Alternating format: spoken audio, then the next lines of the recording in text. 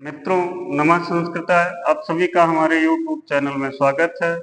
इसके पहले मैंने आपसे स्वर संधि के बारे में चर्चा किया था, व्यंजन संधि के बारे में चर्चा किया था। मैंने आपको ये भी बताया था कि संस्कृत की जो वर्णमाला होती है, उस वर्णमाला में कुल 9 स्वर, 33 व्यंजन और 4 अयोगवाह होते हैं। अब स्वर में जहां परिवर्तन हो रहा था वहां पर स्वर संधि हो रही थी, जहां व्यंजन में परिवर्तन हो रहा था वहां व्यंजन संधि हो रही थी। अब यहाँ हम पढ़ेंगे कि विसर्ग में परिवर्तन होता है। जब विसर्ग में परिवर्तन होता है तो विसर्ग संधि होती है।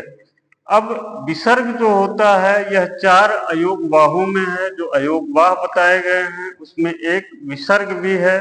विसर्ग हमेशा स्वर के बाद आता है। जैसे आप देखते हैं कि श्यामः लिखा हुआ है, श्यामः, यहाँ जो मैं है, मैं के बाद विसर्ग नहीं है। यहाँ मैं में जो अ है, जब हम इसको तोड़ के देख लें तो हो गया स, य, आ, मैं, अ, और इसके बाद विसर्ग लगता है। यानी कि जो विसर्ग होता है यह हमेशा स्वर के बाद आता है। कहीं भी आप देखेंगे विसर्ग आपको स्वर के बाद ही मिलेगा। स्वर के बिना विसर्ग आ नहीं सकता। कहीं पर आप ये स्थिति नहीं देखते होंगे कि राम लिखा हुआ है और इस तरीके से, यानी कि मैं में स्वर नहीं है और उसके बाद विसर्ग आया हो। कहीं पर आपको ये नहीं मिलेगा कि व्यंजन वर्ण के बाद विसर्ग आए। यानी कि ये जो स्थिति है ये कभी आपको प्राप्त होने वाली नहीं है। इससे यह स्पष्ट हो रहा है कि जो विसर्ग होता है यह स्वर वर्णों के बाद ही आता है। और विसर्ग हमेशा आपको 3 रूपों में मिलेगा। एक तो विसर्ग के रूप में मिल जाएगा, दूसरा स के रूप में मिल जाएगा, तीसरा र के रूप में आपको विसर्ग मिलेगा। इसके अलावा विसर्ग अन्य किसी रूप में नहीं मिलेगा। फिर आगे आप देखें कि जब विसर्ग व्यंजन अथवा स्वर के साथ मिलता है तो परिवर्तन होता है और विसर्ग में, और वही जो परिवर्तन होता है उसी को हम विसर्ग संधि के नाम से जानते हैं। जैसे उदाहरण आप देख लें, मन, धन, रथ बराबर मनोरथ,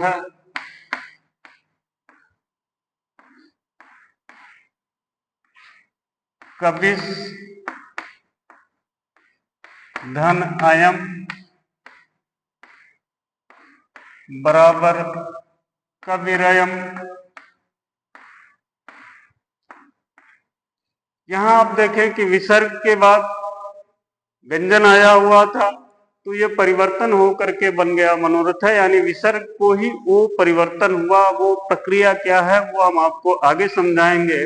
यहाँ आप देख लें कविस धन अयम लिखा हुआ है, तो कविस में जो स है वह कहाँ से आया ये भी आप जान लें। कवि एक प्रातिपदिक शब्द है, प्रातिपदिक है। इससे इसको जब हमको पद बनाना होगा तो हम इसमें सु प्रत्यय लगाएंगे और सु प्रत्यय के जो ये प्रत्यय लगा हुआ है इसके उकार का जब लोप हो जाता है तो बन जाता है कविस।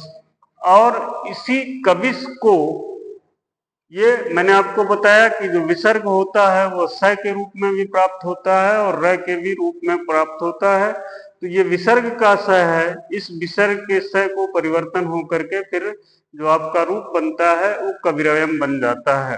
इतनी बातें आपको समझ में आ गई होंगी कि विसर्ग किन किन रूपों में मिलता है और विसर्ग कहाँ पर प्राप्त होता है, कहाँ पर आता है, ये आपको जानकारी हो गई।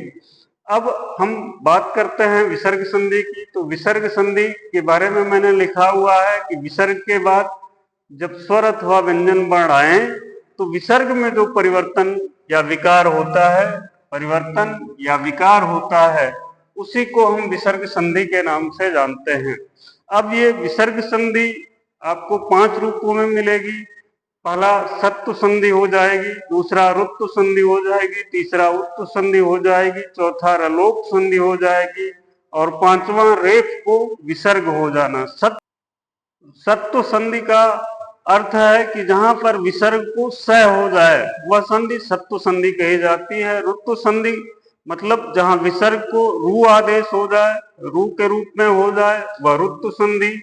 जहां विसर्ग को उ आदेश हो जाए वहां रुत्व संधि।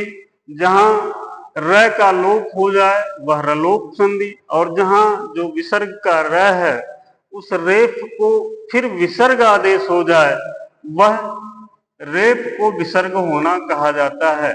इनके बारे में फिर आगे की वीडियो में हम आपसे क्रमशः चर्चा करेंगे कि सत्व संधि कैसे होती है, रुत्व कैसे होता है, उत्तु कैसे होता है और आपका रलोप संधि कैसे है और रेफ को विसर्ग कैसे होता है। इसके बारे में हम आपसे आगे की वीडियो में चर्चा करेंगे। यह वीडियो आपको कैसा लगा या आप मुझे कमेंट बॉक्स में बता सकते हैं।